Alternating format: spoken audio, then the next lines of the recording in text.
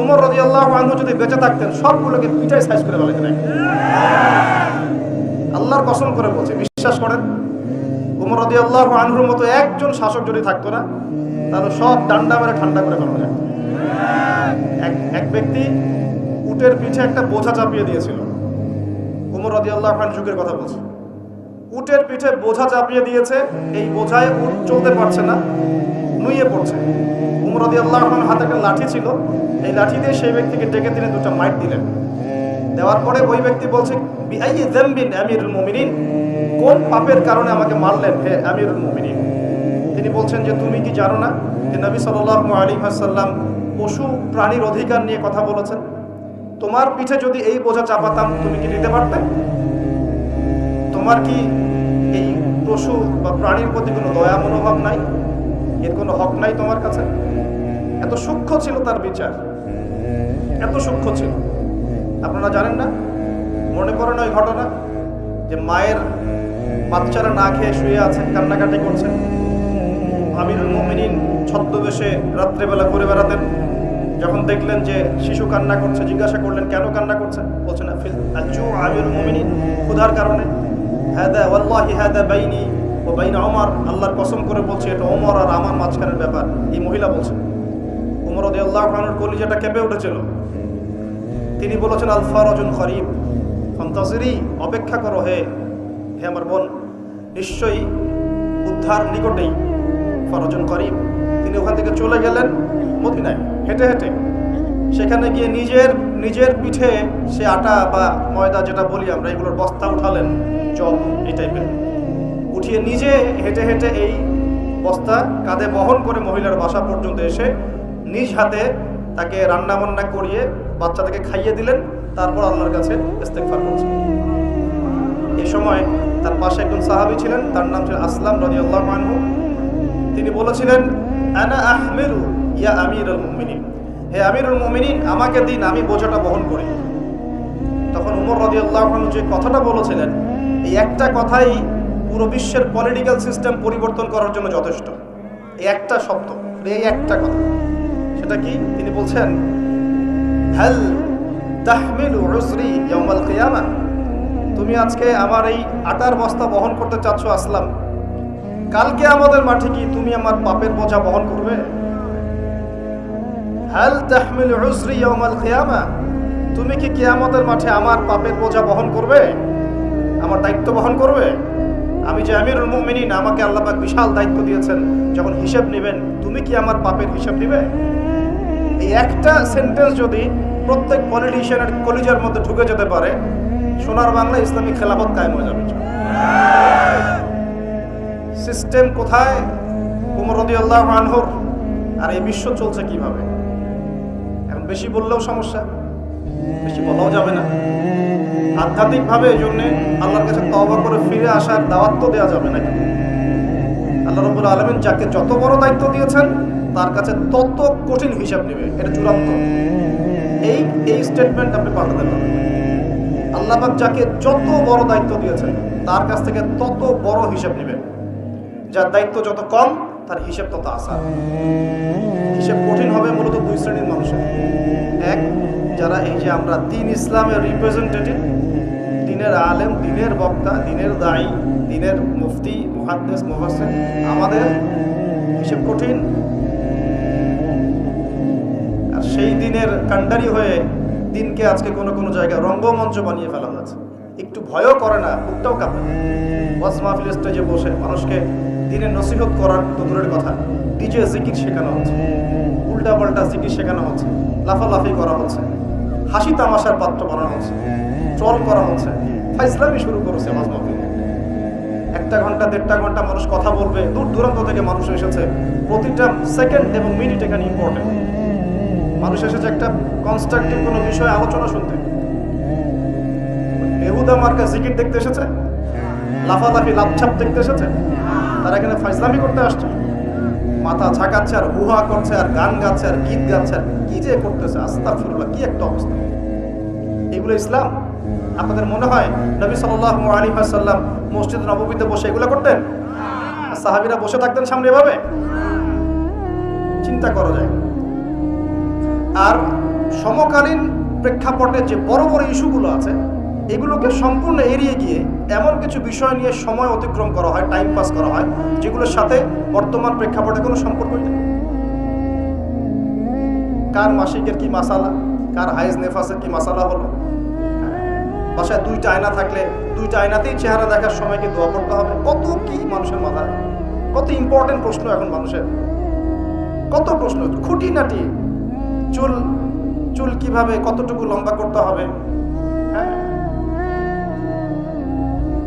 3 ভাগ খেতে বলা হয়েছে পেটের, যদি একটু বেশি খেয়ে ফেলি, 1 ভাগ খেতে বলা হয়েছে, একটু বেশি খেয়ে ফেললে কি গোনা হবে, হ্যাঁ, একটা মেয়ের দিকে এক দৃষ্টিতে তাকানো যায়, যদি আমি 2 মিনিট তাকাই তাহলে কি গোনা হবে, কত প্রশ্ন, কত ইম্পর্টেন্ট প্রশ্ন,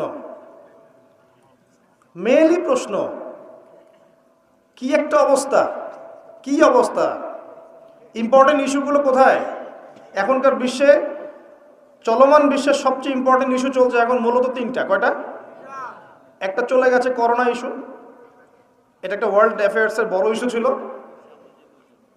এখন চলছে ইউক্রেন রাশিয়ার ইস্যু, যেটার সাথে পুরো বিশ্বের অর্থনৈতিক সিস্টেম জড়িত আছে এবং পুরো বিশ্বের মধ্যে বড় ম্যাসাকার একটা যুদ্ধ জড়িত আছে, যেটা যদি হয়, আল্লাহ না করুক, পুরো বিশ্ব জুড়ে, তাহলে বিশ্বের বড় বড় রাষ্ট্রগুলোরও পতন হয়ে যেতে পারে, আল্লাহ ভালো জানে। জনগণের অবস্থা খুব খারাপ হবে। একটা মেজর ইস্যু চলছে ইউক্রেন রাশিয়া ইস্যু। এখানে মুসলিমদের কি ভূমিকা, মুসলিম দেশগুলোর কি ভূমিকা, বৈশ্বিক সংকটে আমরা কিভাবে সার্ভাইভ করব, কিভাবে সার্ভাইভ করব, এগুলো কোনো ইস্যুই না এখন। এই জ্ঞানই তো নাই মাথায়, এই কারণেই তো টাইম পাস করতেছে বসে বসে। টাইম পাস করলে তো হাদিয়া দিবেন। আপনারা তো দেখতে চান কতক্ষণ ওয়াজ করলো, কি ওয়াজ করলো সেটা তো আপনার জানার বিষয় না। অডিয়েন্স দেখতে চায় কতক্ষণ ওয়াজ করলো, মাহফিল কমিটি দেখতে চায় কতক্ষণ ওয়াজ করলো, কি বলছে সেটা তো ফ্যাক্ট না আপনার কাছে। আধা ঘন্টার লেকচারে মানুষ এত দামি কথা বলতে পারে যেটা মানুষ একদিন লেকচার করে দিলেও দিতে পারবে না। এবং যার যত বেশি জ্ঞানের গভীরতা, তার কথা তত সংক্ষিপ্ত হয়। একটা হাদিসের মধ্যে আসছে, রাসূল সাল্লাল্লাহু আলাইহি ওয়াসাল্লাম একজন সাহাবী বলেছেন, এটা আসার হাদিস না, এটা আসার, সাহাবীদের একটা চিহ্ন, তাদের থেকে আসছে।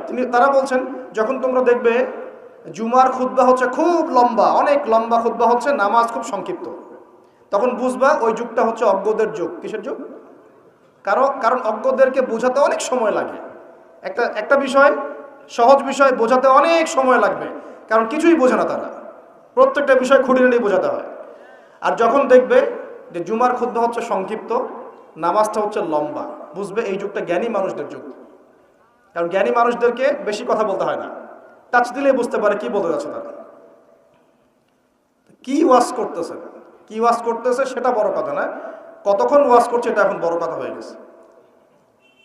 তো এগুলো চলছে, এই মেজর ইস্যু যেটার সাথে পুরো বিশ্বের অর্থনীতি, রাজনীতি, সমরনীতি, ফাইন্যান্স, গ্যাসের দাম, তেলের দাম, ভোগ্যপণ্যের দাম, নিত্য প্রয়োজনীয় পণ্যের দাম, রেমিটেন্স, আপনার ডলার রিজার্ভ, মুদ্রাস্ফীতি, সব জড়িত হয়ে আছে ইউক্রেন রাশিয়া ইস্যুর সাথে। সব কিছু জড়িত এই ইস্যুটার সাথে, কোনো আলাপ নাই। আচ্ছা ওটা বাদ দেন, আমাদের না ওটা। এখন 4টা ইস্যু চলছে, কোরআন পুড়িয়ে দেয়া চলছে না? পশ্চিমারা কোরআন পুড়িয়ে দিচ্ছে। কোরআনের প্রতি এত ক্ষোভ কেন? কেন পোড়াচ্ছে? এটা কি ওদের বাক স্বাধীনতা? এখন কি মানবতা বিরোধী অপরাধ হচ্ছে না? এটা কি সন্ত্রাসবাদ নয়? এটা কি নব্য সাদা চামড়ার জঙ্গিবাদ নয়? এটা কি ব্লাসফেমি নয়? ধর্মর অবমাননা নয়? এই কাজটা যদি আমরা করতাম, আমরা যদি আল্লাহ না করুক, আমরা তো করবো না, কারণ আমরা এসবে যাই না। আমাদের মধ্যে কোনো মুসলিম ভাই আল্লাহ না করুক যদি অন্য কোনো ধর্মগ্রন্থ পোড়াতো, তাহলে আপনার কি মনে হয় অবস্থা এমন থাকতো? টুটি চিপে ধরতো, কলার চিপে ধরতো। এখন কিছু হয় না, এখন ব্লাসফেমি হয় না, মানবতার বিরোধী অপরাধ হয় না, এটা সন্ত্রাসবাদ না, এটা জঙ্গিবাদ না। তারা যে সারা বিশ্বে প্রত্যেক মুসলিম কান্ট্রিতে লক্ষ লক্ষ মুসলিম ভাই বোনদেরকে হত্যা করছে, এটা জঙ্গিবাদ না, এটা সন্ত্রাসবাদ না। ওরা তো ছেলেদের বিয়ে করে, ন্যাংটা হয়ে ঘোরাফেরা করে, উলঙ্গ হয়ে ঘোরাফেরা করে। ওদের সমাজে এক একটা মেয়ে বিয়ের আগে 10 বার করে সেক্স করে, কমপক্ষে এক একটা ছেলে বিয়ের আগে 10-20টা মেয়ের সাথে সাধভোগ করে।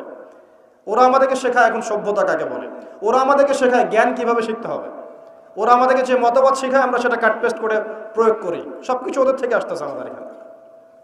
আমরা আমাদের গায়রত, কোরআন এবং সুন্নাহ আদর্শ হারিয়ে ফেললাম, এতই দুর্বল হয়ে গেলাম। তো ওরা যে কোরআন পুড়িয়ে দিচ্ছে, এই ইস্যু নিয়ে কয়টা ওয়াজ শুনেছেন?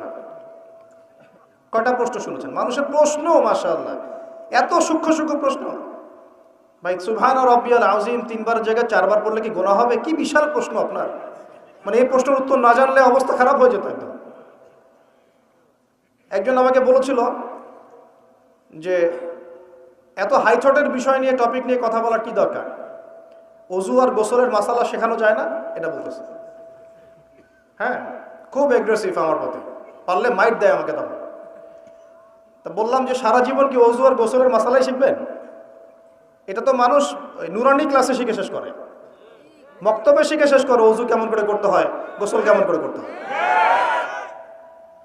একটা সময় মুসলিমরা পুরো বিশ্বকে নেতৃত্ব দিত। মানে আমরা যদি বিশ্বের কোনো দেশকে বলতাম ওঠো, ওরা উঠতো, বসতো, বলতাম বসো, বসতো। এই জায়গায় আমরা ছিলাম একদিন দুই দিন না, প্রায় 1200 বছর। কত বছর? 1200 বছর। এই জেনারেশন কি এই কথাটা জানে সত্যি? এই জেনারেশনের কত পার্সেন্ট মানুষ এটা জানে? কত পার্সেন্ট যুবক এটা জানে যে আমাদের শেকড় কোথায়?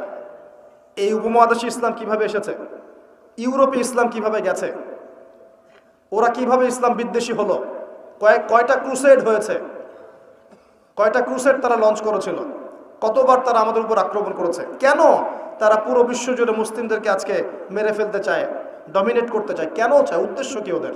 কেন কোরআন পুড়িয়ে দিচ্ছে? এর সাথে কি শত্রুতা? আল্লাহ পাক কোরআনকে বলছেন যে ওয়ালাকাদ সাররাফনা ফি হাযাল কুরআন লিন-নাস মিন কুল্লি মাসাল, আমি এই কোরআনের মধ্যে মানব জাতির জন্য সমস্ত বিষয় বর্ণনা করেছে। বলেন সুবহানাল্লাহ। সুবহানাল্লাহ। আল্লাহ পাক বলছেন ওয়া নাযালনা আলাইকাল কিতাব, হে নবী আমি তোমার প্রতি এমন কিতাব নাযিল করেছি তিবিয়ানান লিকুল্লি শাই, যে কিতাবটা প্রতিটা বিষয়কে ব্যাখ্যা করবে। ওয়া হুদা ওয়া রাহমাতান, এটা হেদায়েত এবং এটা রহমত। ওয়া বুশরা লিল মুসলিমিন, মুসলিমদের জন্য এটা বুশরা, সুসংবাদ। তো এত সুসংবাদে পরিপূর্ণ বইটাকে কেন পড়াচ্ছে তারা? কার প্রতি বিদ্বেষ? কেন কোরআনকে সহ্য করতে পারছে না? কারণ কোরআন ওদের সমকামিতার বিরুদ্ধে, কোরআন ওদের সুদের বিরুদ্ধে, কোরআন ওদের জুলুমের বিরুদ্ধে। কোরআন পৃথিবীর সমস্ত জুলুমের বিরুদ্ধে দাঁড়িয়ে যাবে। কোরআন পর্নোগ্রাফির বিরুদ্ধে, কোরআন এই জিনার বিরুদ্ধে, কোরআন ওদের সমস্ত নোংরামির বিরুদ্ধে। এই কারণেই কোরআনের সাথে এত শত্রুতা। ওরা সারা বিশ্ব জুড়ে চুরি আর ডাকাতি করছে, কোরআন তার বিরুদ্ধে। সারা বিশ্ব জুড়ে শিরক ছড়িয়ে দিচ্ছে, কোরআন তার বিরুদ্ধে। সারা বিশ্বরা মতবাদ ছড়িয়ে দিচ্ছে যে আল্লাহর পুত্র আছে ঈসা আলাইহিস সালাম, নাউযুবিল্লাহ, কোরআন তার বিরুদ্ধে। তারা মুহাম্মদ সাল্লাল্লাহু আলাইহি ওয়াসাল্লাম এবং তার সুন্নতকে অস্বীকার করে, কোরআন তার পক্ষে। কোরআনে বলা হচ্ছে যে আল্লাহর জমিনে আল্লাহ পাকের দ্বীনটা প্রতিষ্ঠা করতে হবে, ওরা তার বিপক্ষে। এই সমস্ত কারণে ওরা কোরআনকে জ্বালিয়ে দিতে চায়। এখন কোরআনে কখনো বলা আছে নিরপরাধ কোনো মানুষকে হত্যা করতে হবে? এইরকম একটা কিতাবকে তারা কেন পড়াচ্ছে? এই ইস্যু নিয়ে কতগুলো ওয়াজ মাহফিল শুনেছেন, কয়টা প্রশ্ন শুনেছেন? সমস্যা আমাদের মধ্যেও, সমস্যা আপনাদের মধ্যেও, সমস্যা অডিয়েন্সের মধ্যেও, সমস্যা যে স্পিচ দিচ্ছে তার মধ্যেও। আমরা কেউই পারফেক্ট না, আমরা সবাই আমাদের জায়গা থেকে খেয়ানত করছি। আমরা সবাই যার যার জায়গা থেকে আমানতের খেয়ানত করছি। যদি আমরা সবাই যার যার জায়গা থেকে আমানতদার হতাম, আজকে ইসলামের অবস্থা এমন হতো না। বিশ্বাস করেন, সেকুলার সমাজ, নাস্তিক সমাজ, বা যারা একটু মুক্ত চিন্তা বলে, বাক স্বাধীনতার কথা বলে, মুক্ত চিন্তার কথা বলে, যারা দাবি করে তারা একটু স্মার্ট, এমন দাবি করে না, এই বিশাল কমিউনিটি ইসলামের নামে এরকম কিছু ভণ্ডামি দেখে ইসলাম সম্পর্কে বিরূপ ধারণা সৃষ্টি করে, এবং এই ইস্যুগুলোকে কেন্দ্র করে তারা সারা ওয়ার্ল্ডে প্রোপাগান্ডা চালায় ইসলামটা এমন। ইসলাম কি এমন? ইসলামকে আজকে হাসি ঠাট্টার পাত্র বানানো হয়েছে। এগুলো দেখে কোনো মানুষ ভালো থাকতে পারে? যদি ভিতরে ঈমান থাকে, আপনার ভিতরে রক্তক্ষরণ হবে, আপনার কলিজা কাঁদবে, ভিতরে একটা জ্বালান ফিল হবে, আগুন জ্বলবে ভিতরে, সমুদ্রের মতো। সমুদ্র আস্তে আস্তে বয়ে যাচ্ছে ঠিকই, ভিতরে কিন্তু আগ্নেয়গিরি আছে। জানেন সমুদ্রের ভিতরে কি আছে? আগুন আছে, আগুন। কিয়ামতের দিন ফেটে পড়বে সমুদ্র, একদম কিয়ামতের দিন সমুদ্র ফেটে পড়বে এবং পানিতে আগুন লেগে যাবে। আমরা তো জানি যে পানিকে নেভায়, আগুনকে নেভায় পানি, তাই না? কিয়ামতের মাঠে উল্টা হবে, আগুনেই পানিতে আগুন লেগে যাবে কিয়ামতের মাঠে। সূরা তাকবীর পড়ে দেখেন, এর নিচের মধ্যে এরকম আগুন আছে। তো এগুলো দেখার পরেও কোনো ইমানদার মানুষ ভালো থাকতে পারে? টাটকা ইস্যু ছিল এই যে একটা বৈশ্বিক সংকট, যুদ্ধ চলছে সারা বিশ্বে, তার উপর করোনার একটা প্রভাব চলে গেছে। আরেকটা আছে এই যে কোরআন ইস্যু চলছে এখন। আর সবচেয়ে লেটেস্ট, এবং এটা তো চলছেই বিগত 80 বছর থেকে, আবার নতুন করে ইস্যু চলছে এখন, প্যালেস্টাইন, ফিলিস্তিন এবং ইসরায়েল ইস্যু চলছে না? এখনকার ইস্যু ওদের, এখনকার ভিশন কি? এই যে আমাদের মসজিদ বাইতুল আকসা, মসজিদুল আকসা, এটাকে সরিয়ে ফেলে সেখানে ওদের টেম্পল নির্মাণ করার প্ল্যান এখন। আমরা এই পর্যন্তই বলতে পারবো নাউজুবিল্লাহ, এর বেশি কিছুই করতে পারবো না। আমাদের ঈমান এই অবস্থাতেই এখন। একটা লেভেল থাকে, মান রা মিনকুম মুনকার, কেউ যদি কোনো মুনকার কাজ দেখে ফালিয়ুগাইয়ির বিয়াদিহি, ক্ষমতা থাকলে হাত দিয়ে সরিয়ে দিবে, মানে ক্ষমতা থাকলে একদম লড়াই করে সরাই দিবে। এটা এক নাম্বার। দুই, ওয়াইল্লাম ইয়াস্তাতি, যদি সেটা করতে না পারে ফাবিলিসানিহি, কমপক্ষে লিসান দিয়ে বলবে। লিসান দিয়ে বলে কয়জন? ওঠেন বসেন ওয়াজ মাহফিল চলছে এখন, লিসান দিয়ে বলে কয়জন? কয়জন হকপন্থী ওলামায়ে কেরাম এই পুরো ওয়ার্ল্ড অ্যাফেয়ার্সের বড় বড় ইস্যুগুলোকে নিয়ে বীর দর্পে কথা বলছে বাংলার মাটিতে? একটু দেখতে হবে তো, আপনাকে খেয়াল করতে হবে তো বিষয়গুলো। ওয়াজ মাহফিল কি আল্লাহর আমানত না? দ্বীনের আমানত না? এটা কি মুসলিমদের পক্ষে কথা বলবে না বিপক্ষে কথা বলবে? ইসলামকে রিপ্রেজেন্ট করবে কি না? তাহলে ওই ইস্যুটা কি বড় ইস্যু নয়? শেষ জামানার হাদিসগুলো পড়ে দেখেন, শেষ জামানার সবচেয়ে ইম্পর্টেন্ট জায়গা হচ্ছে এই প্যালেস্টাইন, এই জেরুজালেম। এই জেরুজালেম থেকেই শেষ জামানার সবচেয়ে বড় বড় ঘটনাগুলো ঘটবে। ওইখানেই দেখবেন দাজ্জালের সাথে লড়াই হচ্ছে, দাজ্জালকে মেরেও ফেলা হবে ওইখানেই। ওই জায়গাগুলোতেই ঈসা আলাইহিস সালাম আসবেন, ওখানে ইমাম মাহদী, সবই ওখানে। শেষ জামানার বড় বড় ক্যারেক্টার সব ওখানে, সবই ওখানে। এমনকি যে বাহিনীর কথা বলা হয়েছে শেষ জামানায়, একটা বাহিনী, আল্লাহর সেনাবাহিনী, লড়তে লড়তে লড়তে লড়তে ওই জেরুজালেম পর্যন্ত চলে যাবে। পৃথিবীর কোনো শক্তি ওদেরকে দমন করতে পারবে না। এটাও হাদিস আসছে। এমনকি এমনও হাদিস আসছে যে লাতুকাতিলুন্নাল ইয়াহুদ, তোমরা ইহুদদের সাথে যুদ্ধ করবে, নবীজি বলেছেন। এমনকি কোনো ইহুদ যদি, ওদের কোনো যোদ্ধা যদি এই পাথরের বা গাছের পিছনে গিয়ে লুকায়, এই গাছ এবং পাথর কথা বলা শুরু করবে। যে কোনো আলেমকে জিজ্ঞাসা করে হাদিসটা বলে দিবে। গাছ এবং পাথর কথা বলা শুরু করবে, ইয়া মুসলিম, হে মুসলিম, হে মুসলিম সৈন্য, ইন্না ওয়ারা'আল ইয়াহুদ তাআল ফাকতুলহু, আমার পিছনে একজন লুকিয়ে আছে, আসো একে হত্যা করে যাও। গাছ এবং পাথর কথা বলবে। গাছ পাথর কেন কথা বলবে? কারণ আল্লাহ পাকের জড়বস্তু দীর্ঘদিন ধরে এদের জুলুম দেখতে দেখতে অতিষ্ঠ হয়ে যাবে। বড় বড় ইস্যু নিয়ে কোনো কথা নাই। আপনার মাসিকের মাসালা নিয়ে পড়ে আছেন, কতদিন লাগে মাসিকের মাসালা শিখতে?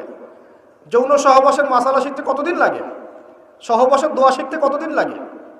নামাজের নিয়মকানুন শিখতে কত বছর লাগে? এটা তো 10 বছর 11 বছরই শেষ হয়ে যায়।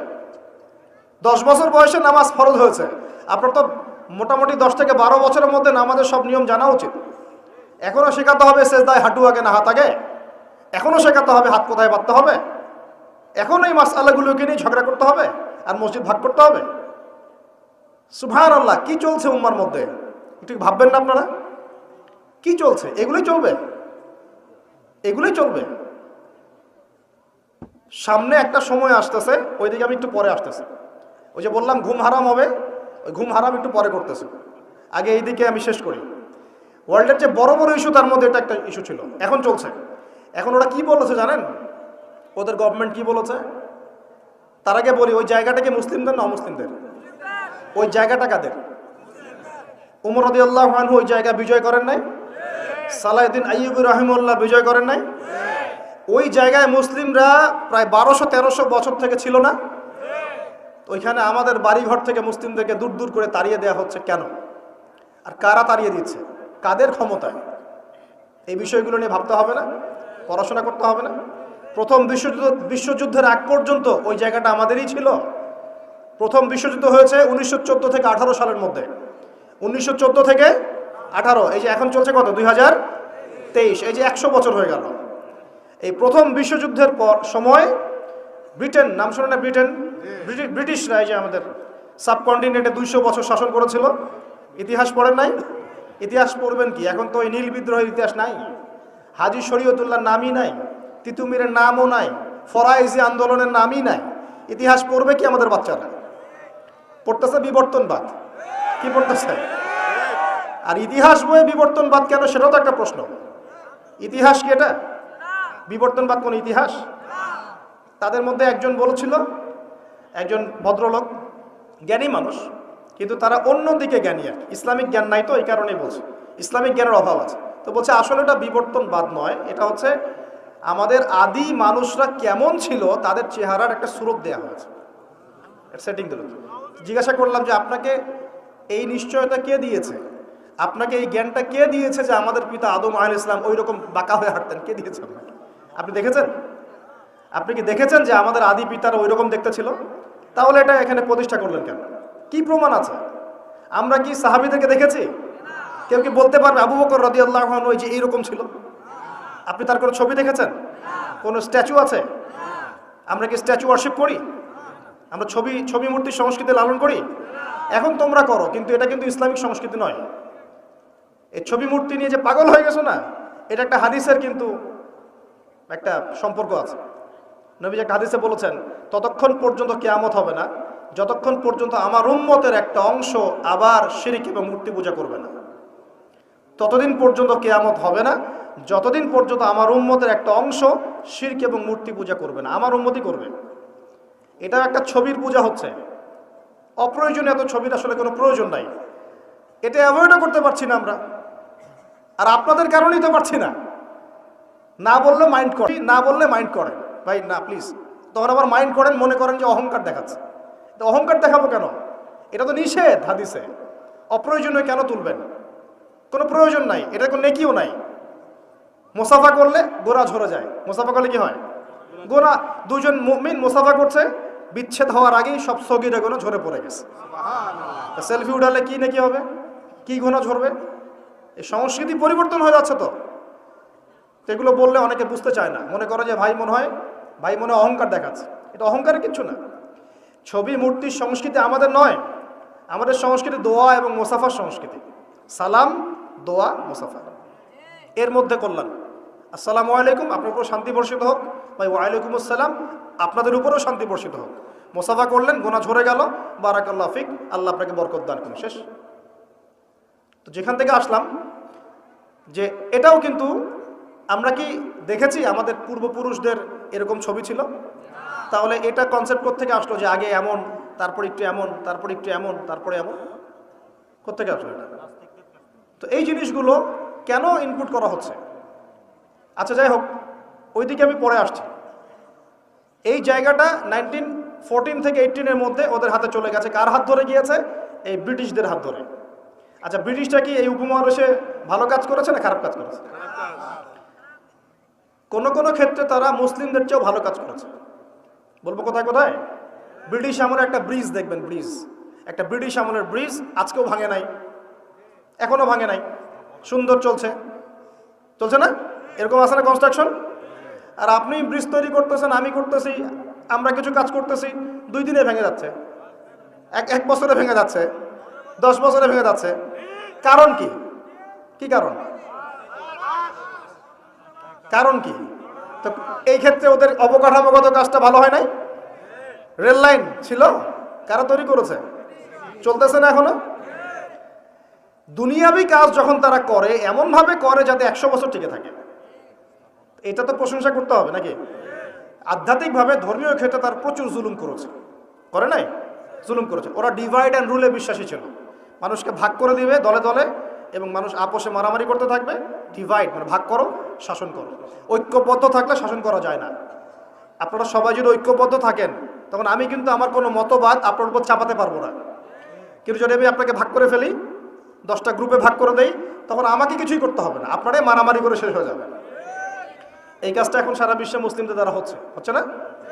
তো ওরা এই পলিসি অ্যাপ্লাই করেছিল। আমি একটু বলে দিই এই পলিসিটা কার। এই পলিসিটার কথাও কোরআনে বলা আছে। ওই যে বললাম, কোরআনে আল্লাহ পাক সব বলেছেন, প্রতিটা বিষয় আল্লাহ ব্যাখ্যা করেছেন। এই ডিভাইড অ্যান্ড রুল, এই পলিসি নতুন পলিসি নয়। এই পলিসি ছিল ফেরাউনের পলিসি। কার পলিসি? কোন সূরায় আছে এটাও বলে দেই, সূরা মুমিন। সূরা মুমিন এই সূরার মধ্যে পড়লে আপনি দেখবেন ফেরাউন তার কওমটাকে এভাবে ভাগ করে করে করে শাসন করেছে এবং দুর্বলদের উপরে জুলুম চাপিয়ে দিয়েছিল। দুর্বল ছিল কারা? বনু ইসরাইল। এই কারণে তাদের থেকে শ্রম নিয়েছে, পারিশ্রমিক দেয় নাই ঠিক মতো। যাই হোক, এখন ওদের হাত ধরে 1914 থেকে 18-এর মধ্যে এরা এই প্যালেস্টাইনে ঢুকে জায়গা দখল করে বসতি নির্মাণ করে আস্তে আস্তে শক্তিশালী হয়ে আমাদের ভাইদেরকে তাড়িয়ে দিয়ে, বাড়িগুলো গুড়িয়ে দিয়ে, মা বোনদেরকে ধর্ষণ করে আস্তে আস্তে আজকে এই পুরো জায়গাটা দখল করে ফেলেছে। এমনকি 3 থেকে 4 বার আরব রাষ্ট্রগুলো মিলে তার বিরুদ্ধে যুদ্ধ করতে গিয়েছিল, তারপরও তারা জিততে পারে নাই। একাই সে জয়লাভ করেছে, আরবরা পরাজিত হয়েছে। কিভাবে হলো? এমনি হচ্ছে। এখন তার জায়গা আছে, ল্যান্ড আছে, সে ল্যান্ড এক্সপেন্ড করতেছে, সে সেখান থেকে ইকোনমি শক্ত করেছে, পলিটিক্যাল ভিত্তি শক্ত করেছে, ওয়ার্ল্ড অ্যাফেয়ার্সকে সে নিয়ন্ত্রণ করছে, ফাইন্যান্স তার হাতে, প্রযুক্তি তার হাতে। আপনি কি মনে করছেন এগুলো এমনি হচ্ছে? এগুলো কি এমনি হয়েছে? একটা প্রশ্ন করব, এই অবস্থায় কি সে আগেও ছিল কখনো? উত্তর না। এই অবস্থায় বিগত 2000 বছরে সে আসতে পারে নাই। কত হাজার বছর? 2000 বছরে সে কখনো এখানে আসতে পারে নাই, বরং তাদের থাকারই কোনো জায়গা ছিল না। আমাদের নবী যখন মদিনায় হিজরত করেছেন, একটু বোঝেন, আমাদের নবী যখন মদিনায় হিজরত করেছেন তখন সেখানে ইহুদিরা থাকতো। কারা থাকতো? আর আওস ও খাজ্জাজ গোত্রের আনসার সাহাবীরা থাকতেন, আর কিছু কিছু খ্রিস্টান এবং পৌত্তলিক ছিল, মূলত ছিল ইহুদিরা। তারা ওখানে কি করছিল জানেন? তারা ওখানে অপেক্ষা করছিল শেষ নবী মুহাম্মদ সাল্লাল্লাহু আলাইহি ওয়াসাল্লামের জন্য। তাদের ধর্মগ্রন্থ তাওরাতে লেখা ছিল যে শেষ নবী একজন আসবেন, তার নাম হবে আহমদ। কি নাম হবে? আহমদ। আমাদের নবীর আরেক নাম কি? আহমদ। এটা আমাদের নবীজির আরেক নাম। এই যুব সমাজ জানে না তো, অনেকেই জানে না। এরা নেইমার মেসিকে চিনে, আমাদের নবীর নাম আহমদ তারা জানে না, অনেকেই জানে না। আমি চ্যালেঞ্জ করছি, আপনি জ্ঞান নিয়ে সুমারি করে দেখেন, যুব সমাজের অনেকেই বেসিক জিনিসই জানে না। আর এখন আরেকটা প্রজন্ম তৈরি করার চেষ্টা করা হচ্ছে যারা এতটুকুও জানবে না, ওইটুকুও জানবে না। এখন যা জানে তাও যেন না জানে। তো এটা তাদের ধর্মগ্রন্থে লেখা ছিল, এই কারণে তারা অপেক্ষা করছিল শেষ নবী আসলে তারা তার হাতে বায়াত করবে। কারণ তাদের ধর্মগ্রন্থে ছিল যে মুহাম্মদ সাল্লাল্লাহু আলাইহি ওয়াসাল্লাম যখন শেষ নবী হয়ে আসবেন তার অনুসারীরা বিশ্বটাকে শাসন করবে। করেছিল না? আবু বকর সিদ্দিক, ওমর রাদিয়াল্লাহু আনহু, উসমান, আলী, তাদের সময় রাদিয়াল্লাহু আনহু আজমাইন সারা বিশ্বকে আমরা শাসন করি নাই? খেজুর গাছের মসজিদের নিচে বসে, খেজুর গাছের নিচে ঘুমিয়ে উমর রাদিয়াল্লাহু আনহু এক ইশারায় রোম সাম্রাজ্য, পারস্য দখল করেন নাই? ইতিহাস জানেন না আপনারা? এটা কিন্তু তাওরাতে লেখাই ছিল। তারা অপেক্ষা করছিল। তাহলে প্রশ্ন, তারা কেন তাকে স্বীকার করলো না? কেন নবী হিজরত করে যাওয়ার পরেও তারা নবীকে স্বীকার করলো না? উত্তর হচ্ছে একটা, নবী সাল্লাল্লাহু আলাইহি ওয়াসাল্লাম শেষ নবী হয়েছেন বনু ইসমাইলের বংশধর থেকে। বনু ইসমাইল মানে ইসমাইল আলাইহিস সালামের বংশধর থেকে মুহাম্মদ সাল্লাল্লাহু আলাইহি ওয়াসাল্লামের জন্ম হয়েছে। আর তারা হিংসা করেছে কেন? কারণ বনু ইসরাইলের মধ্যে কেন শেষ নবী আসে নাই, এই কারণে তারা স্বীকার করে নাই। আল্লাহ সূরা বাকারায় বলছেন, ইয়ারিফুনাহু কামা ইয়ারিফুনা আবনাহুম, তারা নবীকে চিনে যেমন করে বাবা সন্তানকে চিনে। বলেন সুবহানাল্লাহ। এখন কথা শোনেন, ওখানে তিনটা গোত্র ছিল, ইহুদি গোত্র। কয়টা? 3টা। একটার নাম বনু নজির। কি নাম? বনু নজির। এই বনু নজিরকে নবী সাল্লাল্লাহু আলাইহি ওয়াসাল্লাম যুদ্ধ করে তাড়িয়ে দিয়েছেন। এই যুদ্ধের কথা আছে সূরা হাশরের মধ্যে। কোন সূরায়? সূরা হাশর। 2 নম্বর ছিল বনু কাইনুকা। কি নাম? বনু কাইনুকা। এদেরকেও বিতাড়িত করা হয়েছে। আর 3 নম্বর ছিল বনু কুরাইজা। কি নাম? বনু কুরাইজা। এই বনু কুরাইজা চুক্তিবদ্ধ ছিল যে আমাদের সাথে থাকবে, আমাদের বিরুদ্ধে কাউকে হেল্প করবে না। কিন্তু খন্দকের যুদ্ধে ওরা মুশরিকদেরকে হেল্প করেছে, চুক্তি ভঙ্গ করেছে। এই কারণে নবী সাল্লাল্লাহু আলাইহি ওয়াসাল্লাম বনু কুরাইজা আক্রমণ করেছেন, তাদেরকে বিতাড়িত করে দিয়েছেন। আমাদের নবী কি বিনা অপরাধে তাদেরকে বের করে দিয়েছেন? এমন মানুষ তিনি ছিলেন? নাকি নিঃসন্দেহে তাদের কোনো না কোনো ফল্ট ছিল? কি ফল্ট ছিল? ফল্ট ছিল এই, তারা মুশরিকদের সাথে, অন্যদের সাথে মিলিত হয়ে ওই মদিনা রাষ্ট্রটাকে ধ্বংস করতে চাচ্ছিল, ঠিক যেমনটা তারা এখন প্যালেস্টাইনে করছে। তো এই কারণে তিনটা বড় বড় গোত্রকে নবী সাল্লাল্লাহু আলাইহি ওয়াসাল্লাম বের করে দিয়েছেন। আরও শোনেন, নবী সাল্লাল্লাহু আলাইহি ওয়াসাল্লাম যখন ইন্তেকাল করছেন, একদম ইন্তেকালের মুহূর্তে তার গায়ে জ্বর, প্রচণ্ড জ্বর, গায়ের তাপমাত্রা বেড়ে গেছে, তাকে গোসল দেয়া হচ্ছে এবং গোসল থেকে উঠে তিনি আবার বেহুশ হয়ে যাচ্ছেন, আবার পানি ঢালা হচ্ছে। এরকম একটা মুমূর্ষু অবস্থায় নবী সাল্লাল্লাহু আলাইহি ওয়াসাল্লাম বলছেন, তোমরা নামাজকে ছেড়ো না। তিনি বলছেন, মেয়েদের ব্যাপারে এবং তোমাদের অধীনস্থদের ব্যাপারে সতর্ক থেকো। আরও বলছেন, আরব উপমহাদেশ থেকে, আরবের জাজিরা থেকে ইহুদিদেরকে বের করে দিও। কখন বলছেন এই কথা? একদম শেষ সময় আসে। আরও বলছেন, তোমরা আমার কবরকে উপাসনার জায়গা বানিও না, আমার কবরকে সেজদার জায়গা বানিও না। এগুলো তিনি শেষ কথা বলে গেছেন। আর তারা ওদের হাত ধরে, ব্রিটেনের হাত ধরে অটোম্যানদেরকে পরাজিত করে ওই জায়গা দখল করে এই যে বিগত 100 বছর থেকে এখন মুসলিমদের উপর শাসন করতেছে। শেষ কি কথা বলেছে এটা শোনেন। ওরা শেষে বলেছে, এখন গতকালকে নিউজ দেখলাম, তারা বলছে এখন প্যালেস্টাইনিদেরকে দেখলেই গুলি করে মেরে ফেলাবে। কি বুঝতে পারলেন না? এখন এত হাই লেভেলে চলে গেছে ওদের এগ্রেশনটা যে দেখলেই গুলি মারে দিবে। দেখলেই গুলি মারতে হয় কখন? এটা কি যুদ্ধক্ষেত্র? এটা কি ব্যাটল হচ্ছে? দেখলেই গুলি মারতে হবে শত্রুকে? ও কি শত্রু? যে তার বাড়ি ফিরে যাচ্ছে, যে বলছে যে মসজিদে আকসা আমি নামাজ পড়তে চাই, ওখানে নামাজ পড়ার অধিকার নাই আমার? ওখানে নামাজ পড়ার অধিকার মুসলিমদের নাই? ওটা আমাদের পবিত্র জায়গা না? তো নামাজ পড়তে গেলে তুমি গুলি করে মারি দিবা? আর এইসব বিগার ইস্যুসগুলো বাদ দিয়ে আমরা এগুলো নিয়ে পড়ে থাকবো? কমপক্ষে মুখ দিয়ে তো প্রতিবাদ করতে পারবো, যাতে করে আল্লাহর কাছে আমরা বলতে পারি আল্লাহ মুখ দিয়ে বলেছে। কমপক্ষে হাত দিয়ে পারি নাই, মুখ দিয়ে বলেছে। আর মুখ দিয়ে না পারলে কি করতে হয়? সবই কলবিহি, অন্তর থেকে কি ঘৃণা করতে হয়। তো অন্তর থেকে ঘৃণা করবেন কখন? যখন জানবেন তখন। তো জানাবে কে আপনাকে? যে আপনার সামনে বসে আছে, এ তো আপনাকে দিন শেখাচ্ছে না, আপনাকে সার্কাস শেখাচ্ছে। তো প্রিয় ভাইরা, সচেতন হন। এই দুনিয়ার জীবনটাকে নিয়ে হেলায় খেলায় নষ্ট করে দিয়েন না। জ্ঞান অর্জন করেন, পরিস্থিতি বোঝেন, আমল বাড়িয়ে দেন, হালাল খান। আর এই যে চিলে কান নিয়েছে এই টাইপের বিষয়ের দিকে যায় না। ইস্যু পাগল হয়েন না, আর এই ট্রল পাগল হয়েন না। কনস্ট্রাকটিভ কিছু চিন্তা করেন, কিছু কাজ করেন, সৎ কাজে আদেশ করেন, অসৎ কাজে নিষেধ করেন। নিজেদের দেশের মধ্যে বিশৃঙ্খলা সৃষ্টি করেন না। সবার প্রতি কল্যাণকামী হন। মানুষের কল্যাণকামী হয়ে সবাইকে গঠনমূলকভাবে সত্যটাকে তুলে ধরেন। যার ইচ্ছা হবে সে সত্য স্বীকার করবে ইনশাআল্লাহ, যার ইচ্ছা হবে সে করবে না। অ্যাটলিস্ট আপনি আপনার দায়িত্বটুকু পালন করেন। উম্মার মাঝখানে বিভক্তি বাড়িয়ে দিয়েন না, ঐক্যবদ্ধ করার চেষ্টা করেন। না পারেন তাও চুপ থাকেন। ঐক্যবদ্ধ করতে পারছি না, কেউ কথা শুনছে না, চুপ থাকেন। আগুন উস্কে দেওয়ার কি দরকার আছে? অ্যাটলিস্ট যা আছে তাও থাক, এটাকে আরো খারাপ করার কি দরকার? প্রত্যেকটা সেক্টরে এই সমস্যা চলছে, টপ টু বটম। আল্লাহ পাক আমাদেরকে বোঝার তৌফিক দান করে নেন। আমার কথা কষ্ট পাচ্ছেন? পুরো সিচুয়েশন যখন আপনি বুঝতে পারবেন, ধর্ম, সংস্কৃতি, সমাজ, পরিবার, অর্থনীতি এবং রাজনীতি, তখন দেখবেন আপনি ভালো থাকতে পারবেন না। আপনি একা একা ভালো থাকতে পারবেন না। হ্যাঁ, ভালো থাকতে পারবো আমি কিভাবে জানেন? মনে করেন আমি টুকটাক কিছু আর্ন করি, এখন আমি চাল ডাল কিনে বাসায় মজুত করে রাখি, বউ বাচ্চা কাচ্চাকে নিয়ে টুকটাক খাই, মসজিদে যাই আসি, বাস এটা আমার কাজ। ঠিক আছে, কারোর সাথে কথাও বলি না, কারোর সাথে এভাবে মিশিও না। আমি কারো ডানেও নাই, বামেও নাই, ওখানেও হ্যাঁ এখানেও হ্যাঁ, ওখানেও না এখানেও না, মানে তালগোল পাকানো। আপনি ভালো থাকতে পারবেন, রিল্যাক্স, একদম ভালো। কি দরকার এসব বলার, কি দরকার শোনার, কি দরকার ভাবার? আছি তো, চলছে, চলুক। এভাবে চলতে থাকলে একদিন দেখবেন ফিতনা আপনার দরজার সামনে এসে হাজির হয়ে গেছে। একদিন না একদিন দেখবেন আপনিও ভালো থাকতে পারবেন না, ফিতনা আপনার দরজার সামনে চলে আসবে। দেখবেন খুব ভালো ছিলেন, কিন্তু দেখবেন আপনার মেয়েটাকে বাইরের কেউ নিয়ে চলে গেছে। হচ্ছে না এমন?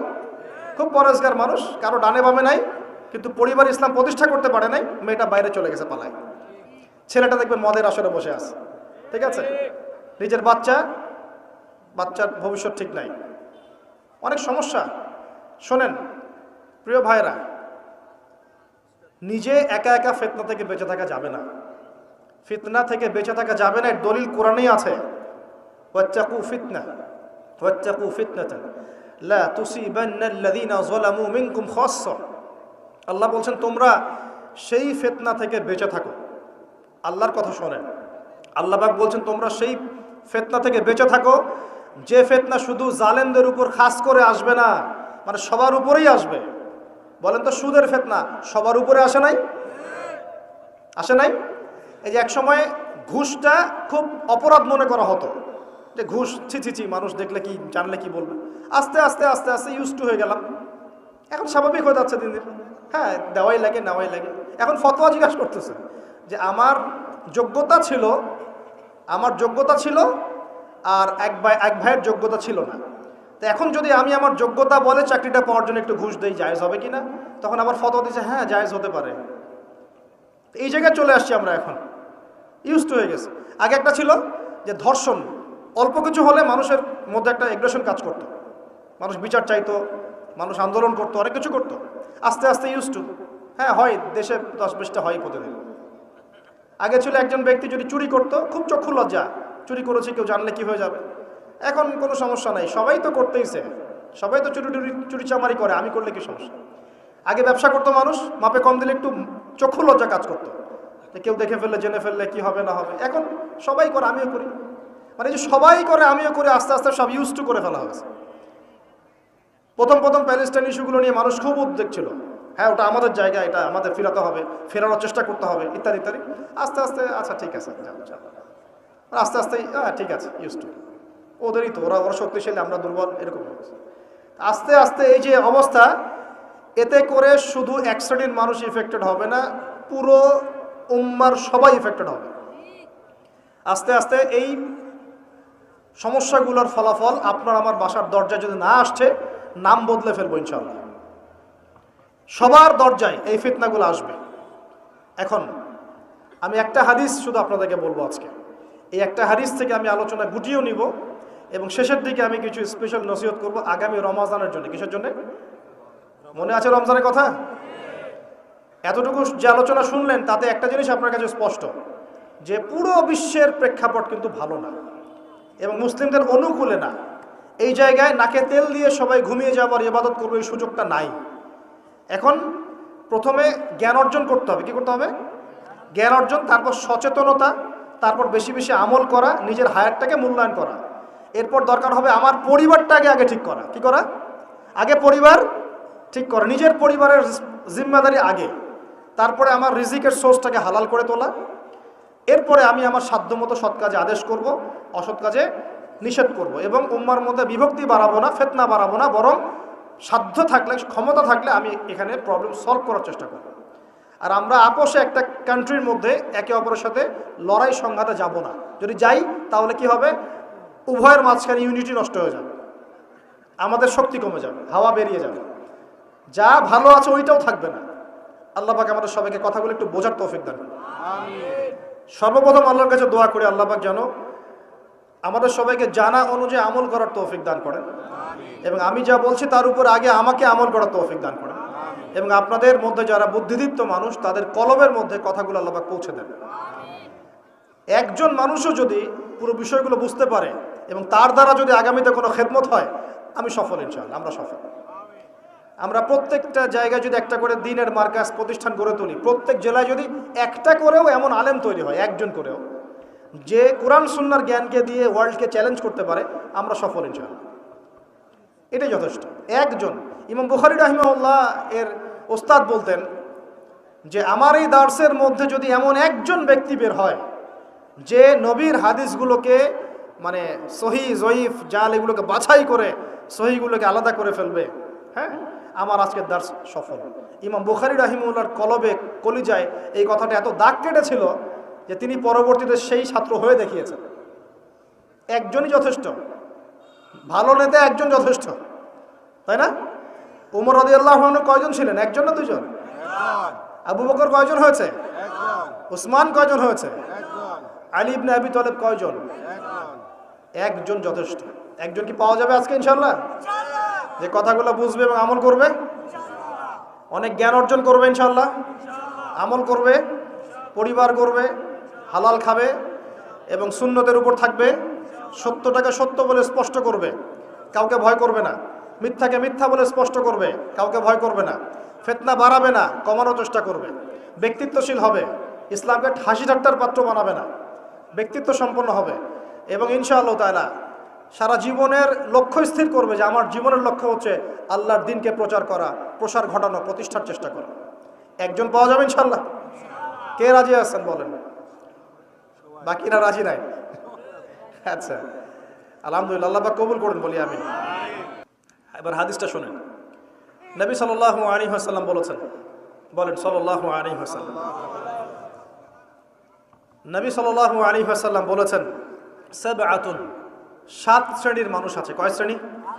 আমার সাথে একটু মনোযোগ দেন, এটা আমাদের লেকচারের মূল জায়গা। 7 শ্রেণীর মানুষ আছে। কত শ্রেণী? সাবআতুন ইউজিল্লুহুমুল্লাহু তাআলা ফি জিল্লিহি, আল্লাহ পাক এই 7 শ্রেণীকে আল্লাহর ছায়ায় ছায়া দিবেন, মানে আল্লাহ পাকের আরশের ছায়ায় ছায়া দিবেন। ইয়াউমা লা জিল্লা ইল্লা জিল্লুহ, যেদিন এই ছায়া ছাড়া অন্য কোনো ছায়া থাকবে না। বলেন সুবহানাল্লাহ। কত শ্রেণী? আমি জানি হাদিসটা আপনারা আগেও শুনেছেন, তা আজকে নতুন ভাবে শেখেন। কয় শ্রেণী? 7 শ্রেণী। কোথায় ছায়া পাবে? আরশের ছায়া। ওই দিন অন্য কোনো ছায়া থাকবে না। এই ছায়া পাবে মানে সে কি জান্নাতি না জাহান্নামী? তার কোনো টেনশন হবে? কোনো হিসাব নিকাশের টেনশন? কোনো ভয়? কোনো কিয়ামতের বিভীষিকা? কিচ্ছু নাই। একদম সুকুন, ইতমিনাল, একদম নিরাপদ। আচ্ছা, 1 নাম্বার, আগে সিরিয়াল ওয়াইজ বলি, তারপরে আপনাকে বোঝাচ্ছি। 1 নাম্বার হচ্ছেন ইমামুল আদিল। কি নাম? ইমামুন আদিল, মানে ন্যায়পরায়ণ শাসক। ন্যায়পরায়ণ শাসক। রাষ্ট্রের শাসক হতে পারে, সমাজের হতে পারে, পরিবারেরও হতে পারে। যেখানে যে দায়িত্বশীল তাকেই তার দায়িত্বশীল বলা হয়। আচ্ছা, 1 নাম্বার ইমামুন আদিল। 2 নাম্বার ওয়াশাবুন, এই যে তুমি যুবক, ওয়াশাবুন যুবক, নাশা ফি ইবাদাতিল্লাহি তাআলা, যে আল্লাহ পাকের ইবাদতে তার যৌবন বিলিয়ে দিয়েছে। কে সেটা? যুবক না বৃদ্ধ? কি করেছে? আল্লাহর ইবাদতে জীবন যৌবনটাকে বিলিয়ে দিয়েছে। বিলিয়ে দেওয়ার মানে কি? বিলিয়ে দেওয়া মানে কি পার্ট টাইম মুসলিম হওয়া না ফুল টাইম মুসলিম হওয়া? ফুল টাইম মুসলিম। আচ্ছা, সে কি কোরআন হাদিসের অংশ মানবে না পুরোটা মানবে? আলহামদুলিল্লাহ। 3 নাম্বার রাজুলুন, এমন ব্যক্তি, কলবুহু, যার কলব, কলব মানে কি? অন্তর, মুআল্লাকুন ফিল মসজিদ, মসজিদের সাথে অন্তর কি থাকে? ঝুলে থাকে। এটা কি সত্যি সত্যি কলিজা ঝুলে থাকে না টান? কি বোঝানো হচ্ছে? মসজিদের সাথে কি টান? ওই যে মোবাইল ফোনের সাথে যেমন হয়েছে আর কি, এখন ওইটাই হয়েছে না মোবাইলের সাথে। এখন রাজুলুন কলবুহু মুআল্লাকুম বিল মোবাইল, এখন হয়েছে এরকম যে এমন ব্যক্তি যার অন্তর কি হয়? মোবাইলের সাথে ঝুলে থাকে। থাকে না? সবার, আমার সহ সবার ফোন সার্চ করলে দেখা যাবে যে আমরা লাস্ট হয়তো 1 ঘন্টা 2 ঘন্টা আগে লাস্ট টাইম আমরা হোয়াটসঅ্যাপ চেক করেছি, ফেসবুক চেক করেছি, আমরা ইউটিউব চেক করেছি। কিন্তু যদি আমল নামা দেখা হয়, দেখা যাবে লাস্ট 1 মাসেও কোরআন চেক করে নাই, লাস্ট 2 মাসেও হাদিসের একটা বই খুলে দেখে নাই। আল্লাহ পাক আমাদেরকে বোঝার তৌফিক দান করুন, এইরকম খারাপ বদভ্যাস থেকে বেরিয়ে আসার তৌফিক দান করুন। এখানে 3 নাম্বার, সেই ব্যক্তি যার কলব কোথায় ঝুলে থাকে? মসজিদে, মানে মসজিদের সাথে টান, জামাতে নামাজ পড়ার ব্যাপারে আগ্রহ থাকে। 4 রাজুলান, 2 ব্যক্তি। কয় ব্যক্তি? রাজুলানি তাহাব্বানি ফিল্লাহ ইজতামা আলাইহি ওয়া তাফাররাকা আলাইহি, 2 ব্যক্তি যারা আল্লাহর জন্য পরস্পরকে ভালোবাসে, একত্রিত হয় আল্লাহর জন্যই, বিচ্ছেদ হয় কার জন্য? আল্লাহর জন্য। আচ্ছা, বুঝাচ্ছি একটু পরে, সিরিয়ালটা বলে নেই। 5 নাম্বার কে? ওয়া রাজুলুন, আরেকজন ব্যক্তি, দাত ইমরাআতান, যে ব্যক্তিকে কোনো মহিলা ডাকলো। এখানে ডাকলো মানে আসলে জেনার জন্য কি করলো? ডাকলো। দাত ইমরাআতান যাত মানসাবিন ওয়া জামাল, যে মহিলার সৌন্দর্য, আমার সৌন্দর্য আছে, খুবই সুন্দরী এবং উচ্চ বংশের কোনো মহিলা বা মেয়ে ডেকেছে জেনা করার জন্য একজন ব্যক্তিকে, আর সে বলছে ইন্নী আখাফুল্লাহ, আমি আল্লাহকে ভয় করি। এ হলো, এ কিন্তু যুবক হতে পারে, যুবকদেরকে এরকম বেশি প্রলোভিত করা হয়। 6 ওয়া রাজুলুন, আরেকজন ব্যক্তি, তাসাদ্দাকা বিসাদাকাতিন, সে সদকা করেছে। কি করেছে? সদকা, দান সদকা করেছে। হাত্তা লা তা'লামা শিমালুহু মা তুনফিকু ইয়ামিনুহু, এমনকি তার বাম হাত জানে না ডান হাত কি দান করেছে। ঠিক আছে? এত গোপনে সে দান করে যে তার বাম হাত জানে না ডান হাত কি দান করেছে। আর 7 নাম্বার রাজুলুন যাকারাল্লাহ খালিয়ান, যে ব্যক্তি আল্লাহকে ডাকে, খালিয়ান মানে গোপনে, নীরবে, নিভৃতে, একাকী আল্লাহকে ডাকে। ফাফাদাত আইনাহু, তার চোখ দিয়ে টপ টপ করে পানি পড়তে থাকে। কয় শ্রেণী? 7 শ্রেণী। এবার বোঝেন, এটা বোঝার আগে একটু আকাশের দিকে তাকাবেন। আজকে বাসায় গিয়ে, বা যেদিন আকাশে ভরপুর তারা উঠবে সেদিন দেখবেন। আকাশে তারা দেখেছেন কখনো? এখন তো সময় নাই এগুলার, মানুষ ব্যস্ত, আকাশে তারা দেখার সময় নেই। আল্লাহ পাক সূরা মুলক পড়তে বলেছেন রাত্রেবেলা, তাই না? সূরা মুলক পড়তে বলেছেন কখন? রাতের বেলা পড়লে কবরের আযাব থেকে বেঁচে থাকবে ইনশাআল্লাহ। আর ওই সূরাতেই দেখবেন প্রথম পৃষ্ঠাতেই আছে এই মহাকাশ তারকার কথা। আল্লাহ বলছেন তারা দেখো, তারা দেখো, তারার দিকে তাকাও, আল্লাহর সৃষ্টির দিকে তাকাও, দেখো যে তোমাদের এই আল্লাহর সৃষ্টির মধ্যে তোমরা কোনো খুঁত বের করতে পারো কিনা, দেখো, তাকাই দেখো, বারবার দৃষ্টি ফিরাও, তোমার দৃষ্টি ব্যর্থ হয়ে ফিরে আসবে। সুবহানাল্লাহ। রাতে সূরা মুলক পড়তে বলেছেন, আর তারা কখন ওঠে? আর সেই তারার কথা এই সূরাতেই আছে। মেলাতে পারছেন? সুবহানাল্লাহ। চিন্তা করেছেন? এখন এখান থেকে হাদিসে আসতেছে, আকাশের তারাগুলো দেখবেন, দেখে মনে হবে যে হয়তো বিক্ষিপ্ত হয়ে আছে, আসলে বিক্ষিপ্ত না। প্রত্যেকটা তারার সাথে প্রত্যেকটা তারার একটা গাণিতিক মিল আছে, একটা জ্যামিতিক মিল আছে। তোমরা কি জ্যামিতি পড়ছো না? ত্রিকোণমিতি, পরিমিতি এগুলো পড়ছো না? দেখবা তারা থেকে তারা তুমি চমৎকার কিছু শেপ এবং ম্যাথামেটিক্যাল ফাংশন বের করতে পারবে। দূরত্ব, ডিস্টেন্স, এক তারা থেকে এক তারার ডিস্টেন্স, ওই থেকে আরেকটা ডিস্টেন্স, আরেকটা থেকে আরেকটা ডিস্টেন্স, একটা সেম পাবা, সমান পাবা, চোখ দিয়ে দেখতে পারবা। তুমি ছোট পরিসরও দেখতে পারবা যে তারাগুলোর মধ্যে একটা গাণিতিক মিল আছে, আর চোখটাকে যদি বড় করো, আকাশটাকে আরো বড় করো, দেখবা বড় পরিসরেও দেখতে পারবা। ঠিক যেমন কোরআনের সূরাগুলো এবং হাদিসগুলোকে যদি এবং কোরআনের সূরাগুলোকে, আয়াতগুলোকে যদি এভাবে তারার মতো করে মেলানো যায়, একটার সাথে আরেকটা, হেদায়েত খুঁজে পাওয়া যায়। কি পাওয়া যায়? ঠিক একইভাবে হাদিসগুলোকে যদি একটার সাথে একটা মেলানো হয়, তখন একটা সুন্দর হেদায়েত বের হয়ে আসে। একটা এক্সাম্পল দিলে বুঝতে পারবেন। ইসলাম, আল্লাহ পাক বলছেন সূরা মাইদার 3 নম্বর আয়াতে ইসলামকে পরিপূর্ণ করেছে। কি করেছি? ইসলামকে পরিপূর্ণ করেছে। আবার আল্লাহ পাক বলছেন সূরা আলে ইমরানে গিয়ে, এই পরিপূর্ণ দিন বাদ দিয়ে কি তোমরা অন্য কোনো দিন তালাশ করছো? আবার আল্লাহ পাক সূরা আলে ইমরানের শুরুর দিকে নিয়ে গিয়ে বলছেন এই পরিপূর্ণ দিনই আল্লাহর কাছে একমাত্র দিন। মানে একটার সাথে একটা মেলাবেন, আপনি ডটগুলো মেলালেই আপনি একটা রেজাল্ট পাবেন আর কি, যে কোনো মাসালায়, যে কোনো মাসালা, যে কোনো বিষয়। এখন আসেন এই হাদিসটার দিকে ফোকাস করেন, যেটা বললাম। এখানে যে সিরিয়ালটা বলা হয়েছে, 7টা সিরিয়াল, এই 7টা সিরিয়ালের মধ্যে তারার মতো করে আপনাকে একটা মিল সেতু বন্ধন বের করতে হবে। প্রথমে কার কথা বলা হয়েছে? ন্যায়পরায়ণ শাসক। এই ন্যায়পরায়ণ শাসকটাকে আপনি প্রথমে না বুঝে পরে বোঝেন। 2 নম্বরে কার কথা বলা হয়েছে? সেই ব্যক্তি যে তার যৌবন আল্লাহর পথে দিয়েছে, এটাকে আপনি পরে বোঝেন। প্রথমে তুলে নিয়ে আসবেন 3 নম্বরটাকে। কয়টাকে? প্রথমে তুলে নিয়ে আসবেন কোন নাম্বারটা? 3 নাম্বার। প্রথমে হচ্ছে রাজুলুন কলবুহু মুআল্লাকুম বিল মসজিদ, এমন ব্যক্তি যার হৃদয় মসজিদের সাথে ঝুলন্ত থাকে। মানুষের নামাজ ফরজ হয় কত বছর বয়সে? হ্যাঁ, 10 বছর। আচ্ছা, 7 বছর বয়সে তোমরা ছেলেদেরকে নামাজের প্রশিক্ষণ দাও, আর 10 বছর হয়ে গেলে নামাজ না পড়লে পিটাও। তাহলে 10 বছর থেকে নামাজ মোটামুটি ফরজ, ঠিক আছে? তাহলে মানুষ কি আগে শাসক হয় না আগে মুসল্লি হয়? আগে কি হয়? মানুষ আগে মুসল্লি হবে না আগে শাসক? আচ্ছা, তার মানে প্রথমে আমাদেরকে হেদায়েত দিতে হবে, আমাদের সবাইকে 5 ওয়াক্ত নামাজ আগে ঠিক করে পড়তে হবে। ঠিক আছে কথা? রাজুলুন, আমার আপনার অন্তর থাকবে মসজিদের সাথে ঝুলন্ত, মানে আপনি নামাজের ব্যাপারে খুব পাবন্দ হবেন, ইবাদতগুলো আগে ঠিক করবেন। নামাজের পর আরো ইবাদত আছে না? জিকির, আজগার, তাসবিহ, তাহলিল, জ্ঞান অর্জন, হ্যাঁ, আপনার নফল নামাজ, সুন্নত, মুস্তাহাব, অনেক আমল আছে না? এই আমলগুলো হলো আগে। এরপর এই আমলগুলো করার সবচেয়ে সেরা সময় কোনটা? কিশোর বয়স, যৌবনকাল না বার্ধক্য? এই আমলগুলো করার সবচেয়ে উত্তম টাইম, সবচেয়ে বেশি শক্তি থাকে, সামর্থ্য থাকে, এনথুজিয়াজম থাকে কখন, কোন সময়? এবার আপনি 2 নাম্বারটা নেবেন, ওই ব্যক্তি যে তার যৌবন আল্লাহর পথে বিলিয়ে দিয়েছে। বুঝতে পারছেন? এবার ধরতে পারছেন? এখন ইবাদত করার সবচেয়ে সেরা মৌসুম কোনটা? যৌবনকাল। এই যৌবনকালটাকে আল্লাহর পথে বিলিয়ে দেওয়া মানে পুরো যৌবনকাল জুড়ে আপনাকে আল্লাহর জন্য ইবাদতগুলো করতে হবে। পারা যাবে ইনশাআল্লাহ? এটা হলো আল্লাহর জন্য যৌবন উৎসর্গ করার ব্যাখ্যা। এবার আসেন, যৌবনকালের সবচেয়ে বড় ফেতনা কোনটা? চরিত্র ঠিক রাখা। কোনটা? কথা বুঝতে পারছেন না? এই তো সবাই যুবক, যৌবনকালে সবচেয়ে বেশি সমস্যা হয় কিসে? চোখে। কিসে? চোখে, লজ্জাস্থানে, চোখে, চরিত্রে। এটা স্বাভাবিক। আমরাও যুবক, যৌবনকালে সবচেয়ে বেশি প্রবলেম হয় কিসে?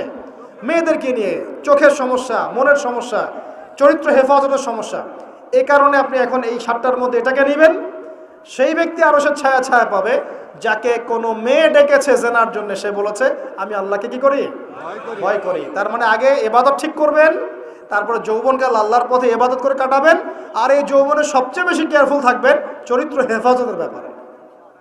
হাদিস বুঝতে পারছেন? আচ্ছা, এবার আসেন, এখন এই চরিত্র হেফাজত করার সবচেয়ে সেরা পদ্ধতি কি? বিবাহ শাদী না? চরিত্র হেফাজত করার সবচেয়ে সেরা পদ্ধতি কি? কারণ মানুষের যৌন চাহিদা আছে, ভালোবাসার প্রয়োজন আছে, আর স্ত্রীর দরকার আছে। যুগিনানি নাস হুব্বুশ শাহওয়াতি মিনান নিসা, মানুষের মধ্যে সবচেয়ে বেশি আকর্ষণ দেওয়া হয়েছে কার প্রতি? নারীর প্রতি। অতএব একজন পুত পবিত্র নেককার মেয়ে আমি চাই, চাই কিনা? আমরা সবাই চাই। এখন এ কারণে এই হাদিসের মধ্যে এটা নেবেন, ওই দুজন মানুষ, কোন দুজন? দুজন ছেলে ছেলেও হতে পারে, দুই মেয়েও হতে পারে, আবার ছেলে মেয়েও হতে পারে, যারা একে অপরকে ভালোবাসে কার জন্যে? মানে পবিত্র ভালোবাসা, অপবিত্র জেনা নয়, পবিত্র ভালোবাসা, এবং ওই মিলিত হয় আল্লাহর জন্যে, বিচ্ছেদ ঘটে কার জন্যে? আল্লাহর জন্যে। আপনি স্ত্রীকে বাসায় গিয়ে তার সাথে মহব্বত করছেন, আল্লাহর জন্য মিলিত হচ্ছেন, তাই না? আবার যখন আপনি দিনের জন্য বা দিনের কোনো কাজে বা ভালো কোনো কাজে রিজিকের সন্ধানে বের হয়ে যাচ্ছেন, আল্লাহর জন্য ছেড়ে চলে আসছেন, তাই না? তো এই যে দেখেন, চরিত্র হেফাজত করার কথা যেমন এখানে আছে হাদিসে, আবার এটাও আছে চরিত্র কিভাবে হেফাজত করবেন। পবিত্র